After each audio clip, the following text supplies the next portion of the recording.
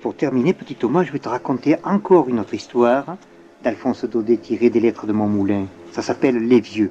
Tu verras, elle est très jolie. Une lettre. Père Hassan? Oui, monsieur, ça vient de Paris. Il était fier que ça vienne de Paris, ce brave Père Hassan. Pas moi. Quelque chose me disait que cette Parisienne de la rue Jean-Jacques, tombant sur ma table à l'improviste et de si grand matin, allait me faire perdre toute ma journée.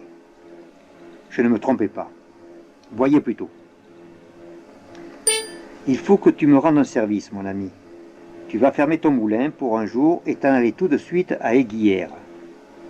Aiguières est un gros bourg à 3 ou 4 lieues de chez toi. Une promenade. En arrivant, tu demanderas le couvent des orphelines. La première maison après le couvent est une maison basse, à volets gris, avec un jardinet derrière. Tu entreras sans frapper. La porte est toujours ouverte. Et, en entrant, tu crieras bien fort. « Bonjour, braves gens, je suis l'ami de Maurice. » Alors, tu verras 2 petits vieux. Oh, mais vieux, vieux, archi-vieux te tendre les bras du fond de leur grand fauteuil, et tu les embrasseras de ma part avec tout ton cœur, comme s'ils étaient à toi. Puis vous causerez. Ils te parleront de moi, rien que de moi. Ils te raconteront 1000 folies que tu écouteras sans rire. Tu ne riras pas, hein? Ce sont mes grands-parents, 2 êtres dont je suis toute la vie et qui ne m'ont pas vu depuis 10 ans. 10 ans, c'est long. Mais que veux-tu? Moi, Paris me tient. Eux, c'est le grand âge. Ils sont si vieux, s'ils venaient me voir, ils se casseraient en route. Heureusement, tu es là-bas, mon cher meunier. Et, en t'embrassant, les pauvres gens croiront m'embrasser un peu moi-même. Je leur ai si souvent parlé de nous et de cette bonne amitié. Le diable soit lu, l'amitié. Justement ce matin-là, il faisait un temps admirable, mais qui ne valait rien pour courir les routes. Trop de Mistral et trop de soleil. Une vraie journée de Provence. Quand cette maudite lettre arriva, j'avais déjà choisi mon cagnard. C'est l'abri, entre 2 rochers, et je rêvais de rester là tout le jour comme un lézard à boire de la lumière, en écoutant chanter les pins. Enfin, que voulez-vous faire? Je fermai le moulin en maugréant, je mis la clé sous la chatière, mon bâton, ma pipe, et me voilà parti. J'arrivai à Aiguières vers 2 heures. Le village était désert. Tout le monde au champ. Dans les ormes du cours, blancs de poussière, les cigales chantaient comme en plaine. Il y avait bien sur la place de la mairie un âne qui prenait le soleil, un vol de pigeons sur la fontaine de l'église, mais personne pour m'indiquer l'orphelinat. Par bonheur, une vieille fée m'apparut tout à coup, accroupie, et filant dans l'encoignure de sa porte. Je lui dis ce que je cherchais. Et comme cette fée était très puissante, elle n'eut qu'à lever sa quenouille. Aussitôt, le couvent des orphelines se dressa devant moi comme par magie. C'était une grande maison maussade et noire, toute fière de montrer au-dessus de son portail une vieille croix de grès rouge avec un peu de latin autour. À côté de cette maison, j'en aperçus une autre plus petite, des volets gris, le jardin derrière. Je la reconnus tout de suite, et j'entrai sans frapper. Je reverrai toute ma vie ce long corridor frais, calme, la muraille peinte en rose, le jardinet qui tremblait au fond, à travers un store de couleur claire, et sur tous les panneaux des fleurs et des violons fanés. Il me semblait que j'arrivais chez quelques vieux baillis du temple de Sedaine. Au bout du couloir, sur la gauche, par une porte entr'ouverte, on entendait le tic-tac d'une grosse horloge et une voix d'enfant. Mais d'enfant à l'école, qui lisait en s'arrêtant à chaque syllabe. Alors, Saint-Irénée s'écria « Je suis le froment du Seigneur, il faut que je sois moulu par la dame de ces animaux. » Je m'approchai doucement de cette porte et je regardai. Dans le calme et le demi-jour d'une petite chambre, un bon vieux à pommettes roses, ridé jusqu'au bout des doigts, dormait au fond d'un fauteuil, la bouche ouverte, les mains sur ses genoux. À ses pieds, une fillette habillée de bleu. Grande pèlerine et petit béguin, le costume des orphelines, lisait la vie de Saint-Irénée dans un livre plus gros qu'elle. Cette lecture miraculeuse avait opéré sur toute la maison. Le vieux dormait dans son fauteuil, les mouches au plafond, les canaris dans leur cage. La grosse horloge ronflait. Tic-tac, tic-tac, tic-tac. Il n'y avait d'éveillé dans toute la chambre qu'une grande bande de lumière qui tombait droite et blanche entre les volets clos, pleine d'étincelles vivantes et de valses microscopiques. Au milieu de l'assoupissement général, l'enfant continuait sa lecture d'un air grave. Aussitôt, deux lions se précipitèrent sur lui et le dévorèrent. C'est à ce moment que j'entrai. Les lions de Saint-Irénée, se précipitant dans la chambre, n'y auraient pas produit plus de stupeur que moi. Un vrai coup de théâtre. La petite pousse un cri.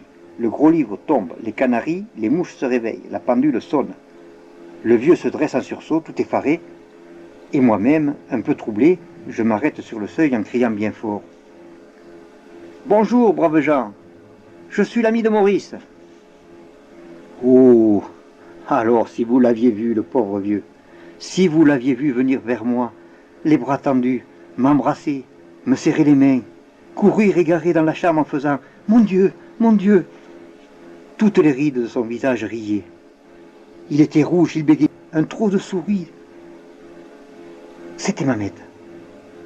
Rien de joli comme cette petite vieille avec son bonnet à coque, sa robe carmélite et son mouchoir brodé qu'elle tenait à la main pour me faire honneur, à l'ancienne mode. Chose attendrissante, ils se ressemblaient. Avec un tour et des coques jaunes, il aurait pu s'appeler Mamette lui aussi. Seulement, la vraie Mamette avait dû beaucoup pleurer dans sa vie, et elle était encore plus ridée que l'autre.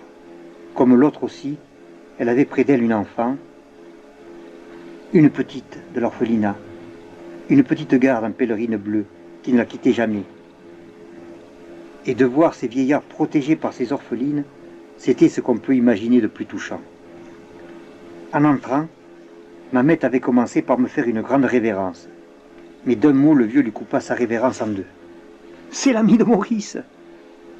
Aussitôt, la voilà qui tremble, qui pleure, perd son mouchoir, qui devient rouge, toute rouge, encore plus rouge que lui. Ces vieux, ça n'a qu'une goutte de sang dans les veines, et à la moindre émotion, elle leur saute au visage. « Vite, vite, une chaise, dit la vieille à sa petite. « Ouvre les volets, crie le vieux à la sienne. » Et, me prenant chacun par une main, ils m'amenèrent en trottinant jusqu'à la fenêtre, qu'on a ouverte toute grande pour mieux me voir. On m'approche les fauteuils. Je m'installe entre les deux, sur un pliant. Les petites bleues derrière nous, et l'interrogatoire commence. « Comment va-t-il? Qu'est-ce qu'il fait? Pourquoi ne vient-il pas? Est-ce qu'il est content? Et patati et patata. » Comme cela pendant des heures. Moi, je répondais de mon mieux à toutes leurs questions, donnant sur mon ami les détails que je savais, inventant effrontément ceux que je ne savais pas, me gardant surtout d'avouer que je n'avais jamais remarqué si ses fenêtres fermaient bien ou de quelle couleur était le papier de sa chambre. Le papier de sa chambre? Il est bleu, madame, bleu clair, avec des guirlandes. Vraiment? Faisait la pauvre vieille attendrie, et elle ajoutait en se tournant vers son mari. C'est un si brave enfant. Oh oui, c'est un brave enfant, reprenait l'autre avec enthousiasme. Et, tout le temps que je parlais, c'était entre eux des hochements de tête, des petits rires fins, des clignements d'yeux, des airs entendus, ou bien encore le vieux qui se rapprochait pour me dire « Parlez plus fort, elle a l'oreille un peu dure. » Et elle, de son côté, « Un peu plus haut, je vous prie, il n'entend pas très bien. » Alors j'ai levé la voix, et tous deux me remerciaient d'un sourire. Et dans ces sourires fanés qui se penchaient vers moi, cherchant jusqu'au fond de mes yeux l'image de leur Maurice, moi, j'étais tout ému de la retrouver, cette image, vague, voilée, presque insaisissable, comme si je voyais mon ami me sourire très loin, dans un brouillard. Tout à coup, le vieux se dresse sur son fauteuil. « Mais j'y pense, Mamette, il n'a peut-être pas déjeuné. » Et Mamette, effarée, les bras au ciel. « Pas déjeuné?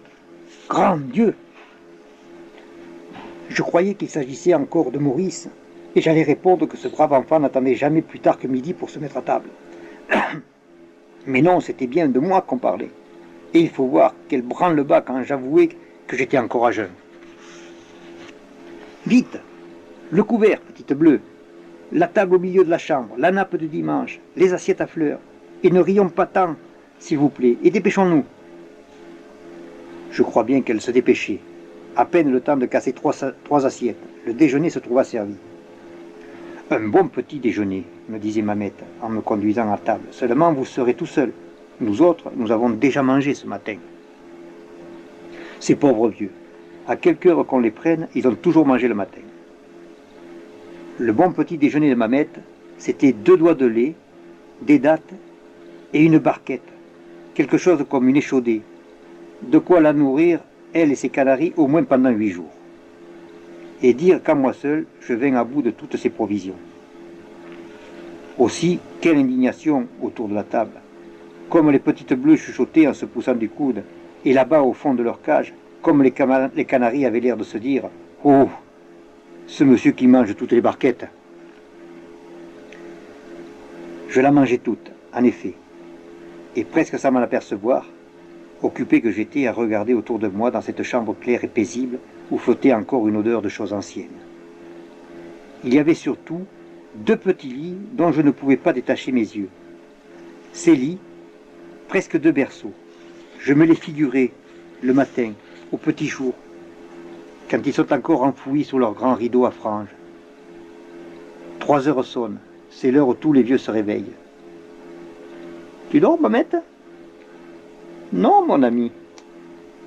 N'est-ce pas que Maurice est un brave enfant ?»« Oh oui, c'est un brave enfant. » Et j'imaginais comme cela toute une causerie, rien que pour voir, sur ces 2 petits lits, 2 vieux dressés l'un contre l'autre. Pendant ce temps, un drame terrible se passait à l'autre bout de la chambre, devant l'armoire. Il s'agissait d'atteindre là-haut, sur le dernier rayon, certains bocals de cerises à l'eau-de-vie qui attendaient Maurice depuis 10 ans et dont on voulait me faire l'ouverture. Malgré les supplications de Mamette, le vieux avait tenu à aller chercher ces cerises lui-même et, monté sur une chaise, au grand effroi de sa femme, il essayait d'arriver là-haut. Vous voyez le tableau d'ici, le vieux qui tremble et qui se hisse, les petites bleues cramponnées à sa chaise. Mamette derrière lui haletante, les bras tendus, et sur tout cela un léger parfum de bergamote qui s'exhale de l'armoire ouverte et des grandes piles de linge roux. C'était charmant. Enfin, après bien des efforts, on parvint à le tirer de l'armoire, ce fameux bocal, et avec lui une belle timbale d'argent, toute bosselée. La timbale de Maurice quand il était petit. On me l'a remplie de cerises jusqu'au bord. Maurice les aimait tant.